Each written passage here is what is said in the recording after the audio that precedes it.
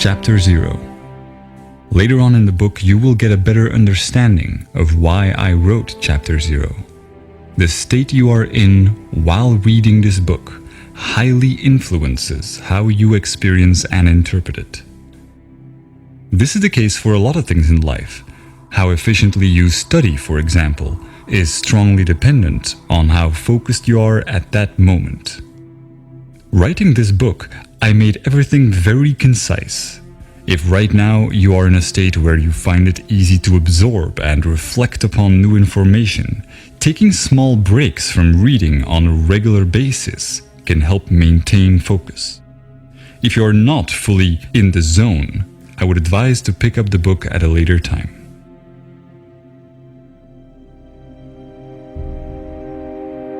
Chapter 1. Do we speak the same language? When we speak, we subconsciously assume that the thoughts and emotions we evoke in others are similar to those that are unique to our own experience. This misunderstanding is exacerbated when we use loaded concepts such as God or love or truth.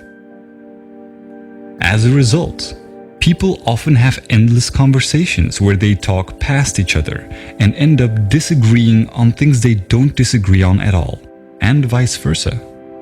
That is why I wanted to address this early on in the book. Depending on how good I am at writing, I can avoid miscommunication, but since English is not my native language, I wanted to explain the mechanisms so you can also be a part of this process.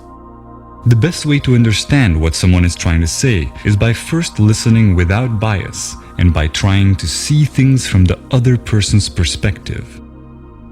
Being aware of this in conversations can also enable you to explain yourself more clearly, as you'll tend to use the other person's framework to get your ideas across. Applying this every day and always seeking to adapt and improve when it comes to putting thoughts into words can drastically impact your social and professional life, as well as expand your self-knowledge. This is a skill that takes time and practice, as thoughts always start off as vague and abstract. Being able to put thoughts into words defines how we present ideas and beliefs to others, but also how we give structure to our own thinking. Sharing ideas by using relatable examples can help and is often one of the better ways to get your points across. Chapter 2. Questioning our truth. It can be profoundly confusing to grasp the concept that there is no such a thing as an absolute truth. It is impossible to know whether your experience of reality is a simulation, a dream, or a hallucination, since seeing a third party's point of view as an objective truth is an assumption within your frame of reference. This can sound counterintuitive at first, but the world you experience would not exist without you.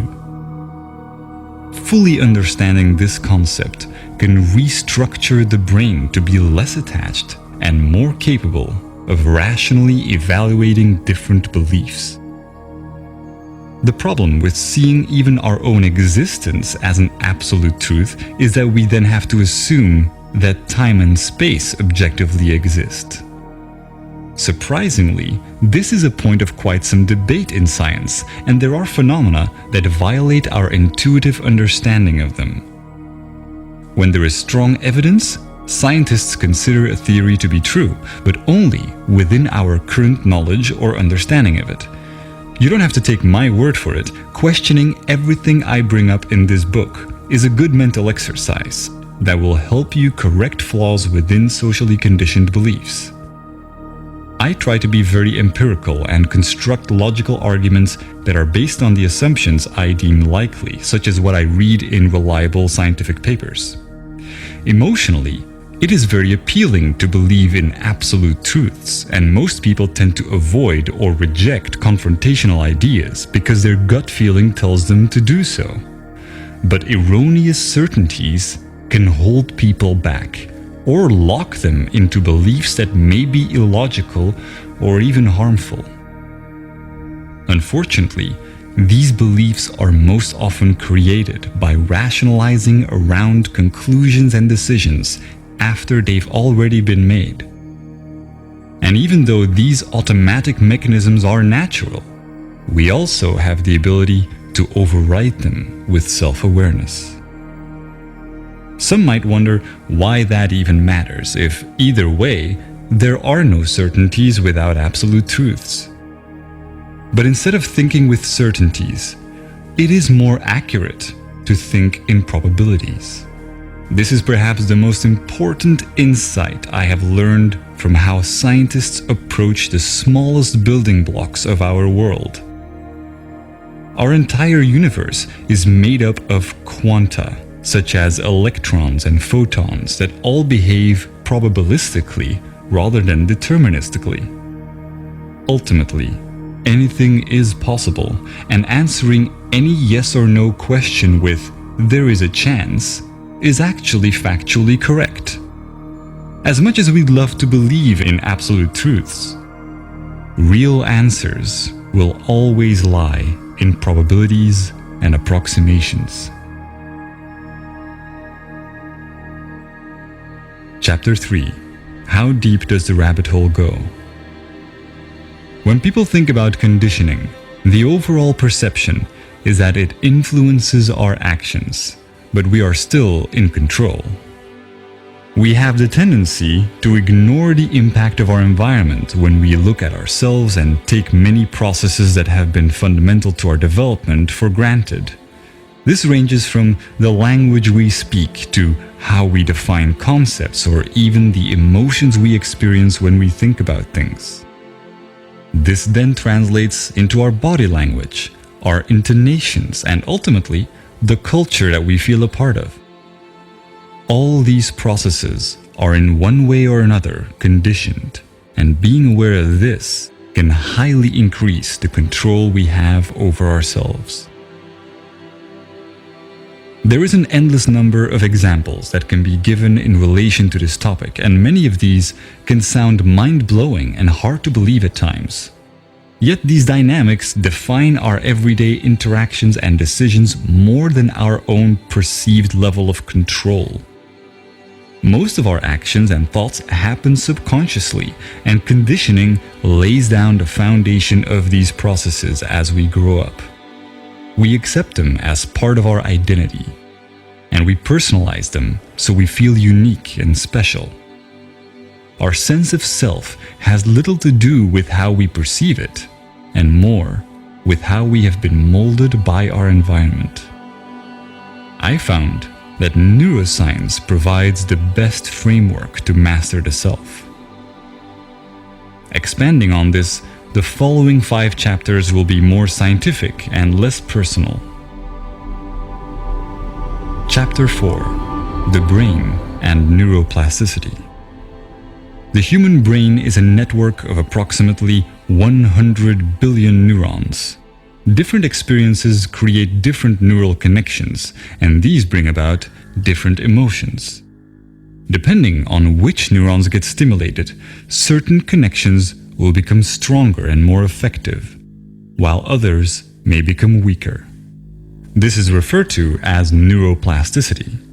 Someone who trains to be a musician will create stronger neural connections that link the 2 hemispheres of the brain in order to be musically creative. Virtually any sort of talent or skill can be created through training. Rudiger Gamm, for example, who was a self-admitted hopeless student, used to fail at basic math and went on to train his abilities to become a famous mental calculator, capable of performing extremely complex mathematics.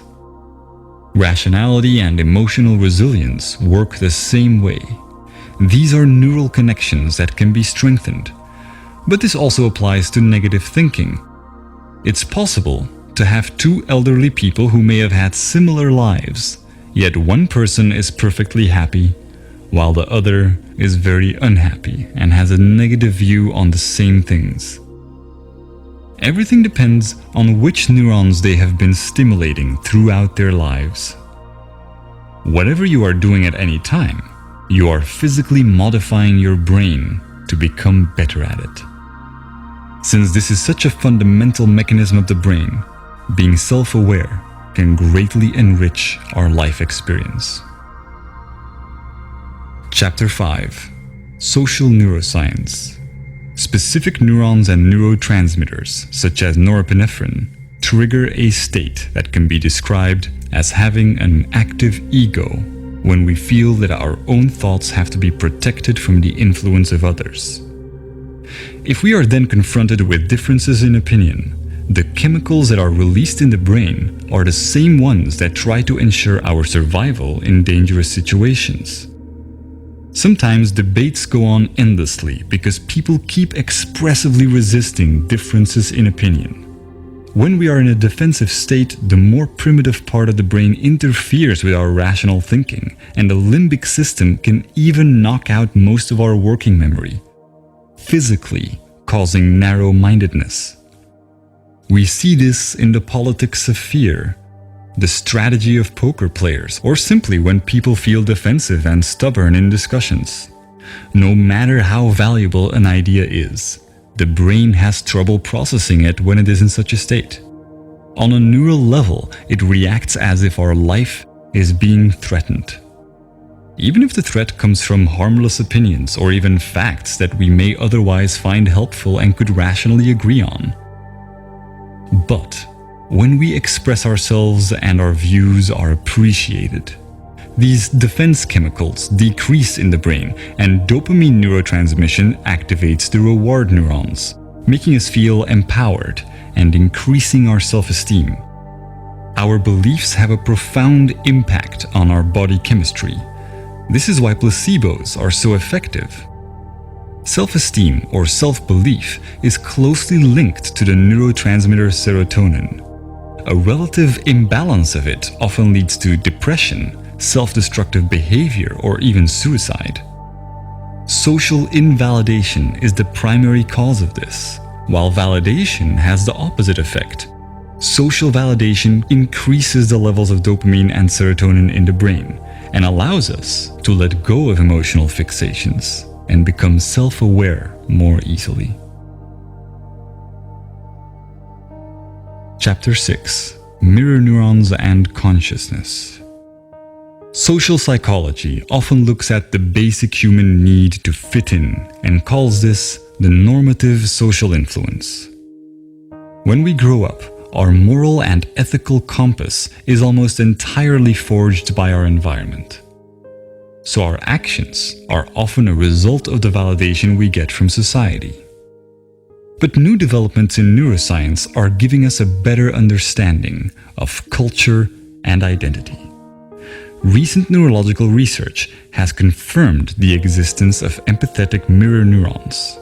When we experience an emotion or perform an action, specific neurons fire. But when we observe someone else performing this action, or when we imagine it, many of the same neurons will fire again, as if we were performing the action ourselves. These empathy neurons connect us to other people, allowing us to feel what others feel. Since these neurons respond to our imagination, we can experience emotional feedback from them as if it came from someone else. This system is what allows us to self-reflect. The mirror neuron doesn't know the difference between it and others, and is the reason why we are so dependent of social validation and why we want to fit in. We are in a constant duality between how we see ourselves and how others see us.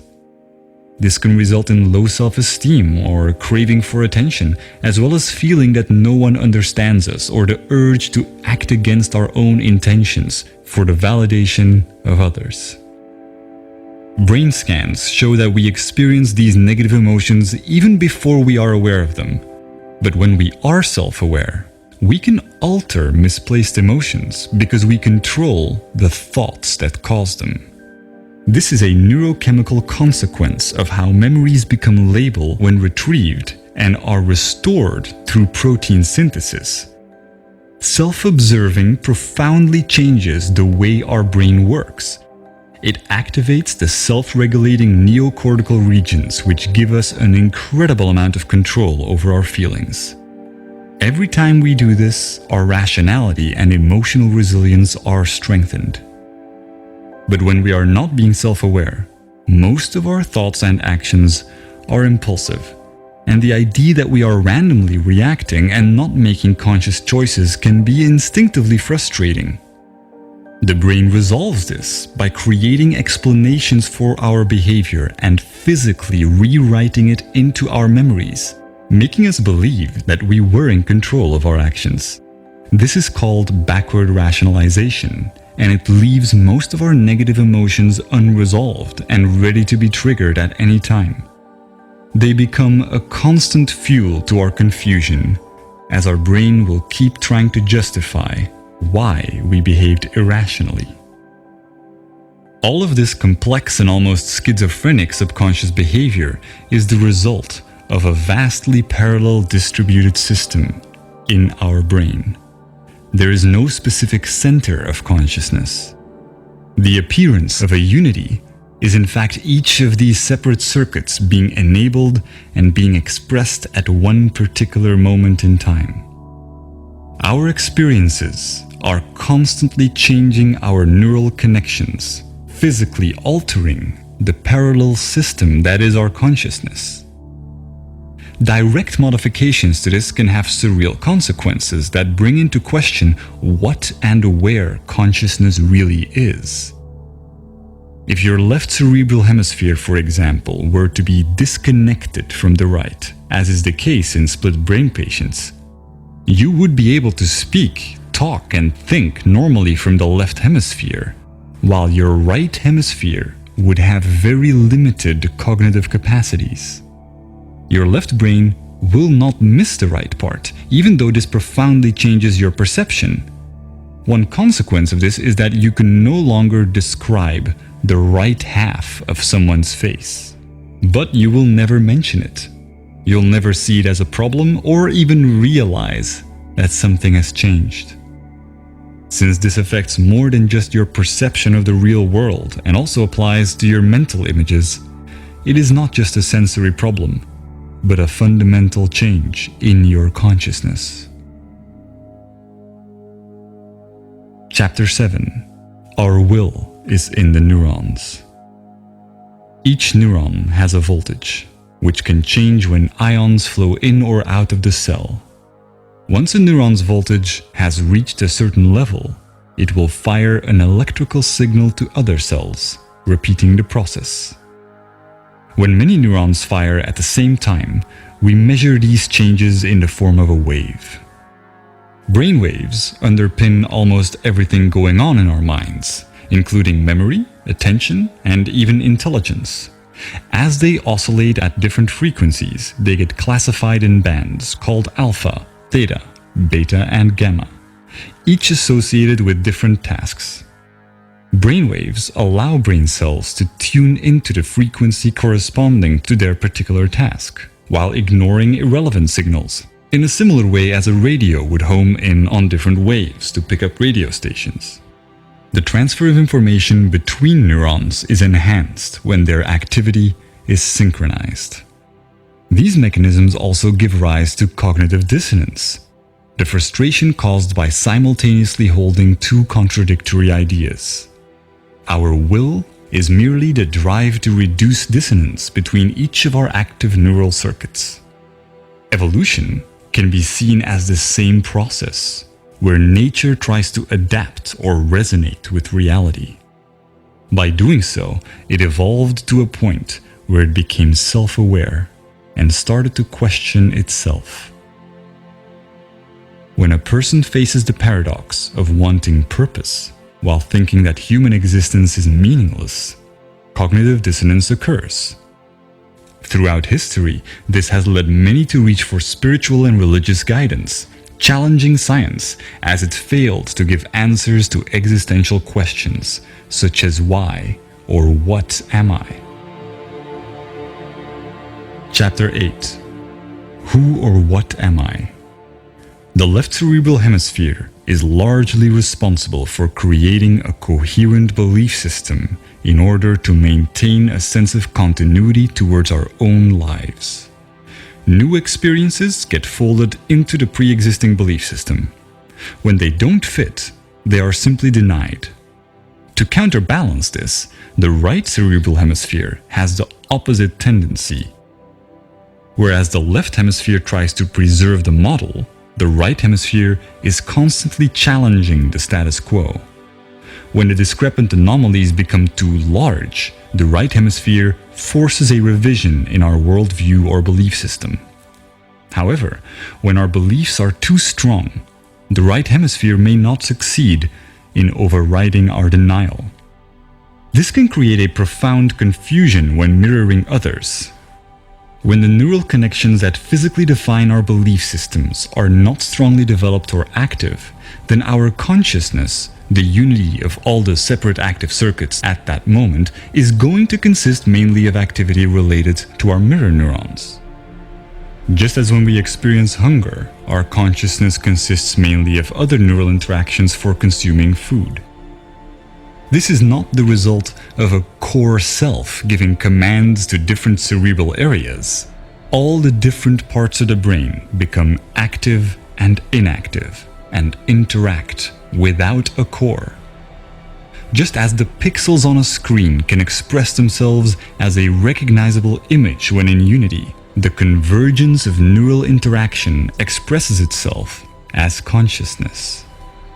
At every moment, we are in fact a different image, a different entity when mirroring, when hungry, when reading this text. Every second we become a different person as we go through different states. When we are mirroring, we may construct the idea of identity. But if we observe ourselves with our scientific understandings, we see something completely different. The extent to which our neural activity brings about our consciousness, which creates our sense of reality, goes far beyond our current concept of the self. The separation we perceive between our environment and ourselves is only a conceptual practicality that we use to make sense of things. This is not a hypothetical philosophy, it's a logical consequence of how everything we experience, external or internal, takes place within our consciousness from a neural activity point of view. Seeing the concept of the self as merely yourself excluding the environment is a misconception. This is even reflected in our superorganismal features through evolution, where our survival as individual primates relied on our collective abilities. Over time, the neocortical regions evolved to permit the modulation of primitive instincts and the overriding of hedonistic impulses for the benefit of the group. Our selfish genes have come to promote reciprocal social behaviors in superorganismal structures, discarding the notion of survival of the fittest. The brain's neural activity resonates most coherently when there is no dissonance between these advanced new cerebral regions and the more primitive ones. Selfish tendencies is a narrow intellectual interpretation of what self-serving behavior entails, wherein human characteristics are perceived through the flawed paradigm of identity instead of what we are, a momentary expression of an ever-changing unity with no center. The psychological consequences of this as a more objective belief system allow self-awareness without attachment to the imagined self, and bring about dramatic increases in mental clarity, social conscience, self-regulation, and what's often described as being in the moment. The common cultural belief has mostly been that we need a narrative to establish moral values.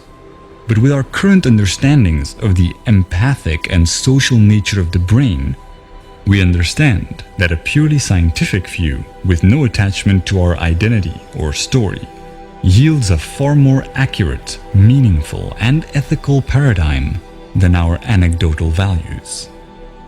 This is logical since our traditional tendency to define ourselves as imaginary, individualistic constants neurally wires and designs the brain towards dysfunctional cognitive processes, such as labeling and the psychological need to impose expectations. Practical labeling underpins most forms of interaction in our daily lives, but by psychologically labeling the self as internal and the environment as external, we constrain our own neurochemical processes and experience a diluted disconnection. Growth and its evolutionary side effects, such as happiness and fulfillment, are stimulated when we are not being labeled in our interactions.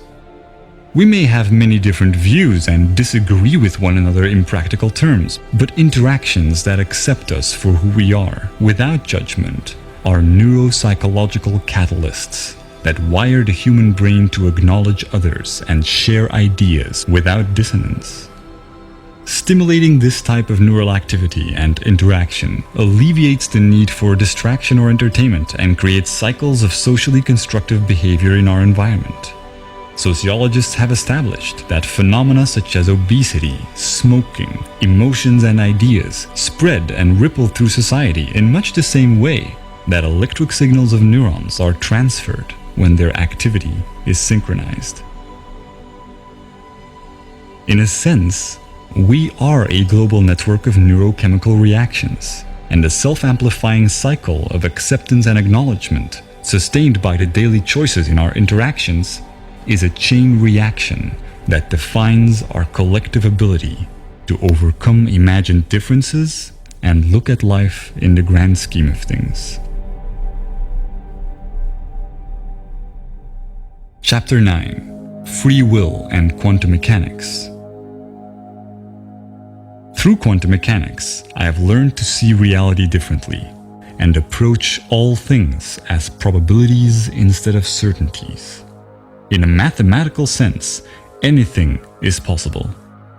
As well as in science as in our daily lives, the extent to which we can calculate or figure out probabilities is determined by our intellectual ability to recognize patterns. The less biased we are, the clearer we can identify patterns and base our actions on reasonable probabilities. Since it's in our nature to deny ideas that do not fit into our current paradigm, the more attached we are to our beliefs, the less able we are to make conscious choices for ourselves. By observing this process, we can expand our awareness and free will.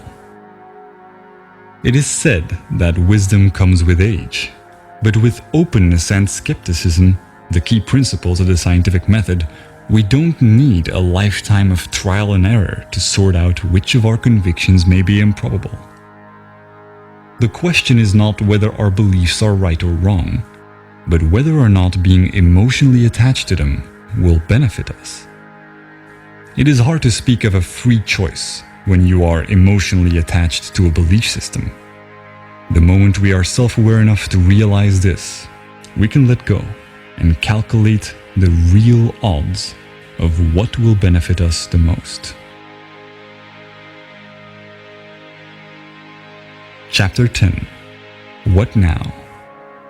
The insights in this book are based on current research, and just as much as our understanding of the world has changed throughout time, these insights and understandings that determine our actions can also change through time. With the internet, it is easy to scrutinize the information presented. This is important as it keeps you adjusted to reality and allows you to calibrate towards the better version of yourself. I like this metaphor because having your best self as a framework is a very practical and realistic measuring tool to compare yourself with. It is unique to each person without having to generalize what is best for people to do. Ideally, you want to align your actions with the best version of yourself at any time. It is better to define this best version based on scientific findings rather than emotional attachments. For example, if you don't mind smoking, yet you know it is better for you not to, then you could acknowledge that a better version of yourself wouldn't smoke. The same would apply to other habits you would consider to be bad.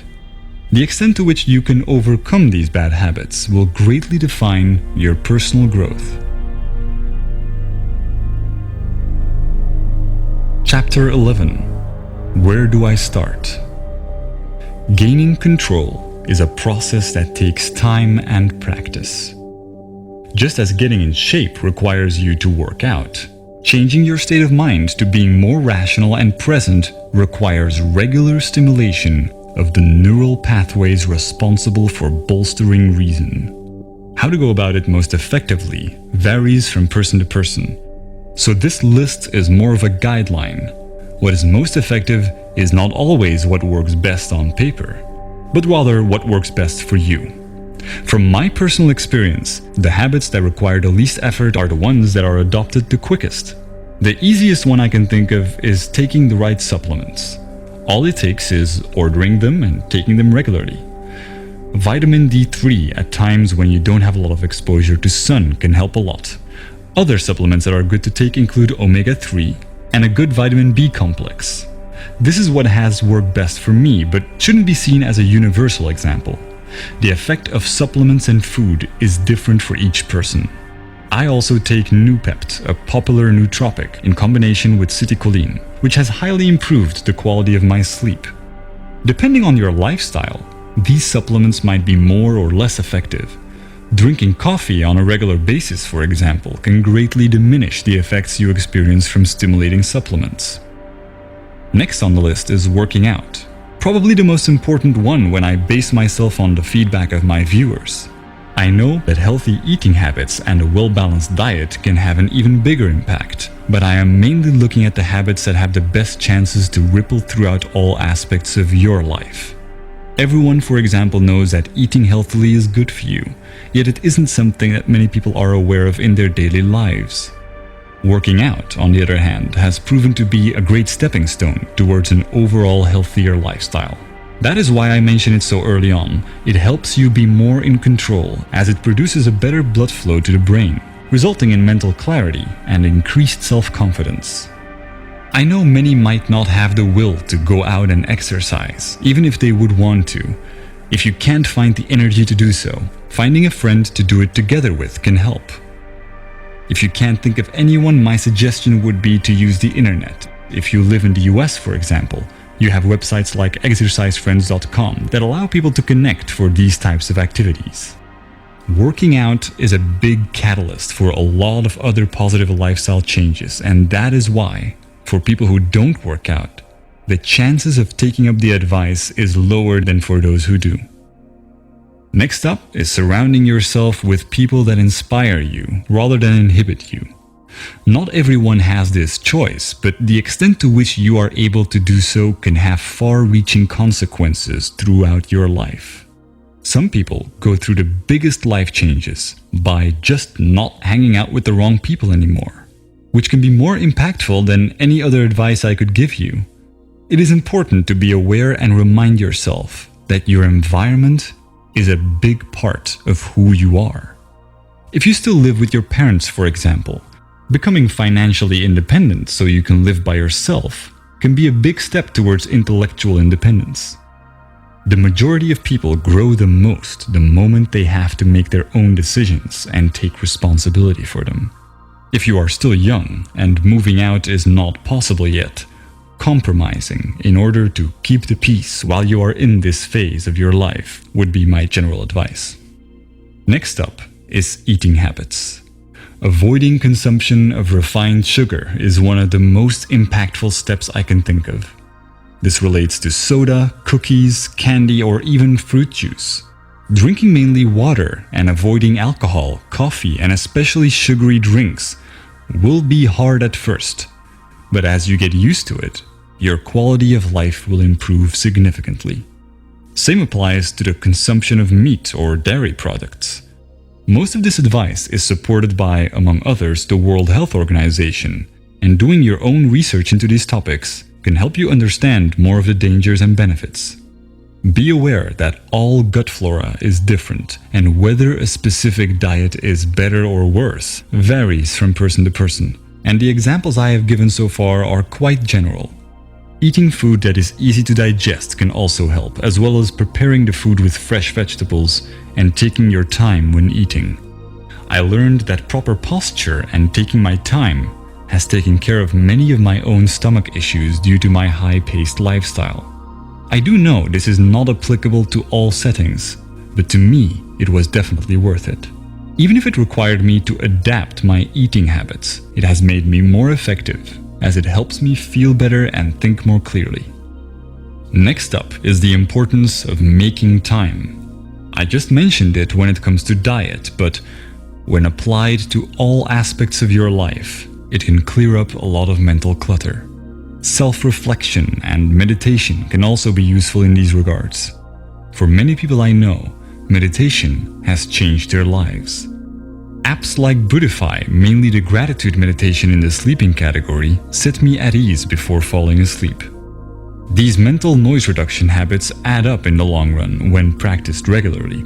They require already some level of awareness, which is why I haven't mentioned them earlier. Last but not least is ensuring quality of sleep. Although this one ends up falling into place when adopting all these other habits that lower stress. There are many self-help books that explain how to motivate yourself in doing all of this, and while they sometimes work, I decided to focus more on the underlying dynamics that give you control. Chapter 12. Why do you want what you want?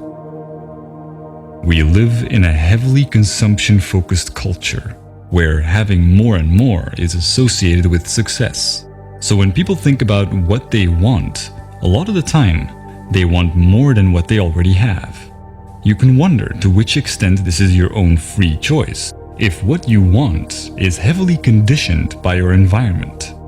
Analyzing the concept of freedom and evaluating how much it applies to us rather than letting it be defined by our conditioning allows us to reflect on our actions more consciously. But as long as we feel entitled, we have a hard time seeing our choices for what they are. We will more easily backwards rationalize to make it fit within our current paradigm, since our will is mainly the drive to reduce dissonance within our neural activity. Depending on what neural networks are active, your needs change all the time. A good salesman, for example, knows exactly which parts in your brain he has to activate to make us want something we don't want at all. This is just one example of how our perception of free choice is something we tend to rationalize afterwards.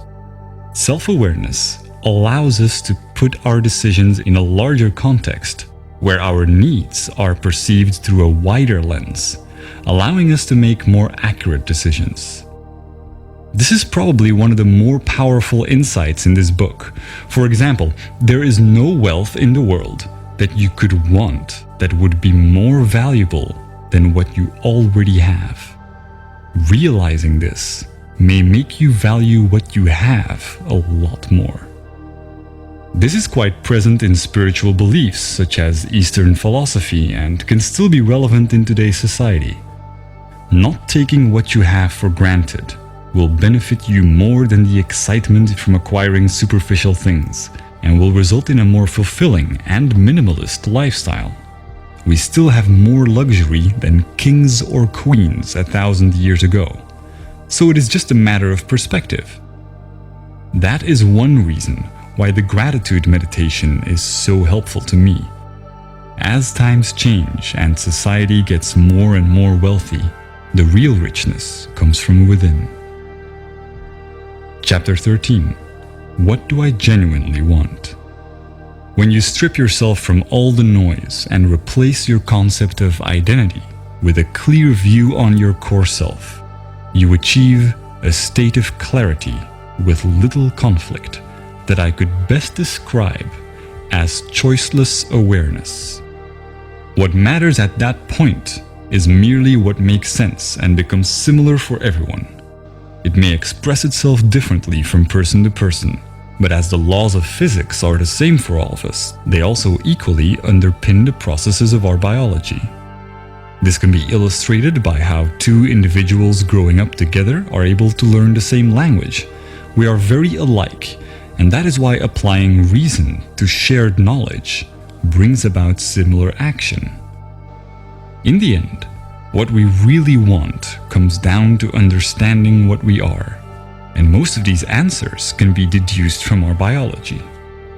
The urge to reproduce, for example, evolved into our need to find a partner. Figuring out how to connect our biological purpose to our actions is what matters. And since there is a clear line to be drawn from stardust evolving to us, we just need to follow up on that to understand our design. It explains why we are here and is wired into every single cell.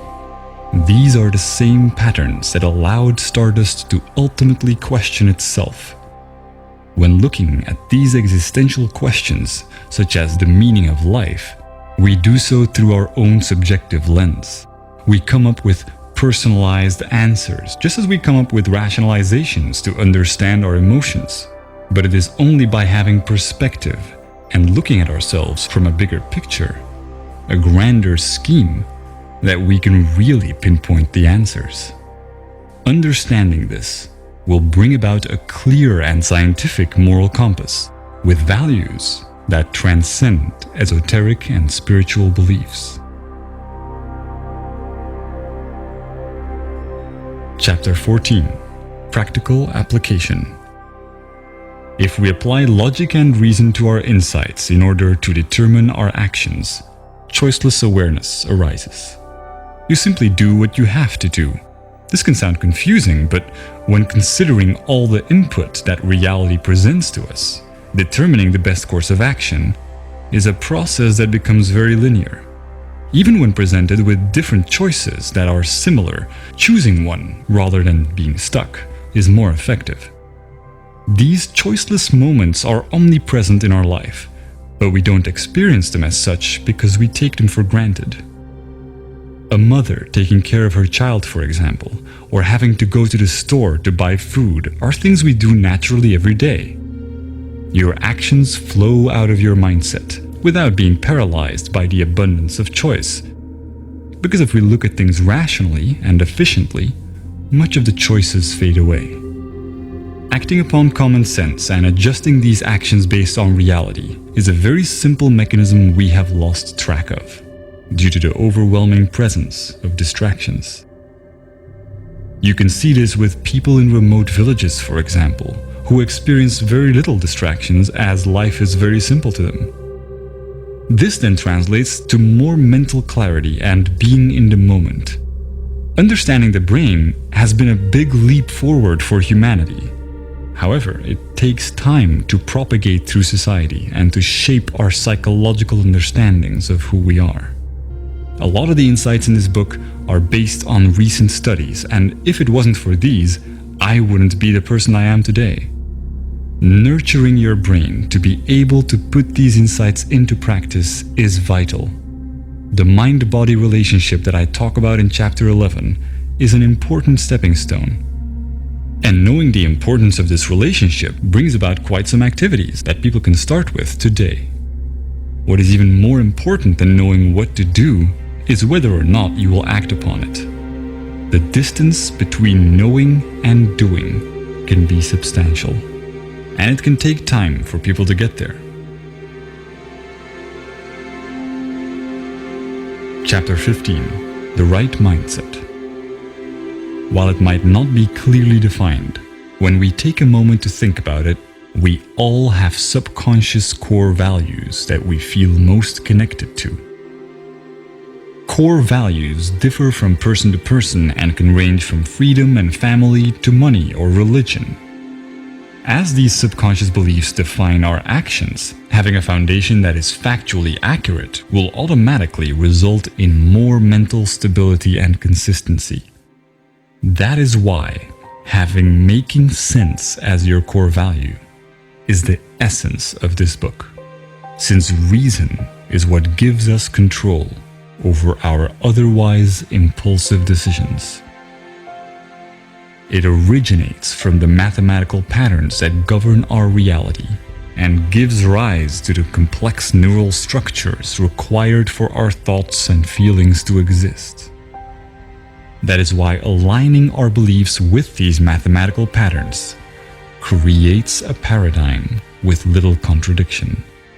Since all we need to reduce our inner conflict is find out how to make sense of it within the context of our reality. Understanding that on a fundamental level, it is not you who is flawed, but rather your beliefs, leads to a high level of mental clarity and relief, as all our fears and uncertainties suddenly become logical since we have the ability to explain them using neuroscience. We then either take action or come to acceptance with our dissonance, rather than do what we usually do, beat ourselves up over it or create dysfunctional beliefs. This makes sense when we don't know that neurally, emotions emerge before we can become aware of them. That is why applying reason to our knowledge is essential to making more sensible neural connections, and why working out and eating healthily is so important. Defining the right mindset in a universal and accessible way has always been a big challenge for me. And what has worked best so far is boiling it down to adopting a simple belief, wherein making sense becomes our core value. This has to happen on a subconscious emotional level, as this is where it replaces our current impulsive drive with an intuitive urge to make sense instead.